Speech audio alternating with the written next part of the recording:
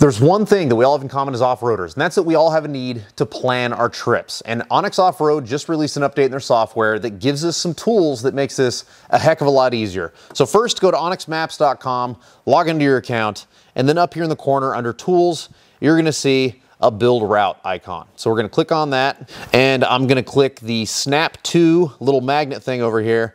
And now we can click here, and we can slowly drag our cursor, and it's gonna auto-fill the route for us. And as you can see, we're zoomed way out, so it's gonna be finding little stuff that we're not seeing detail on. So let me zoom in here, and there's a whole bunch of different ways and lines that we can take this route. So I'm gonna come down here, we're gonna click right there, zoom out a little bit, come down, there's a campground right here, and we'll make it nice and simple. So now we've got our route name, and we're just gonna keep it, let's do Summer Route with Ed.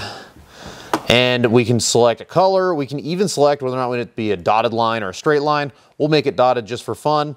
And now we can save it. And now I can click share, go up here to share Summer with Ed, copy link, and I can email it to anybody else in my group that's gonna go on this trip with me.